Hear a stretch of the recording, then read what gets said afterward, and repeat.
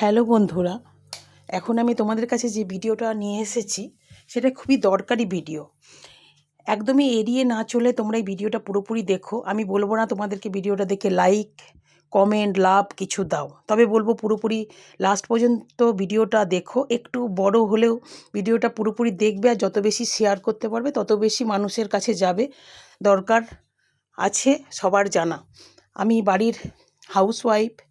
আমি কদিন যাবৎ আমি শুনছি যে 10 টাকা কিলো আলু হয়ে গেছে, বাড়ির সামনের দোকান বলো চাই বাজারে বলো।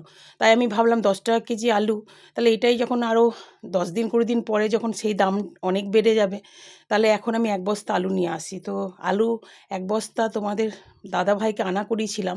আলুগুলোর অবস্থা দেখো। তো 10 টাকা কিলো আলু যদি আমি 20 কেজি কিনতাম তাহলে তো আমার লাভই হতো, কিন্তু এইখানে 50 কেজি আলুর মধ্যে 20 কেজি হয়তো ভালো আলু পাওয়া গেছে। যদি আমি সেটা কিনতাম ঠিকঠাক দাম দিয়ে 10 টাকা করে, তাহলে আমার 200 টাকায় হয়ে যেত, 150 টাকাও বাঁচত। এটা 1 বস্তা 350 টাকা নিয়েছে।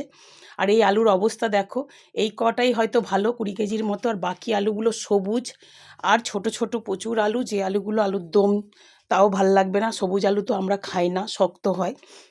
তো বন্ধুরা, অবশ্যই যারা তোমরা ভাবছো যে 1-2 দিনের মধ্যে আলু সস্তা হয়েছে তাই 1 বস্তা কিনে খাটের তলে রেখে দেবো, যত্ন করে রেখে দেবো, তো অবশ্যই তোমরা ভেবেচিন্তে আলু কিনবে। হ্যাঁ, আর ভিডিওটা যদি ভালো লাগে অবশ্যই সবার মধ্যে শেয়ার করো।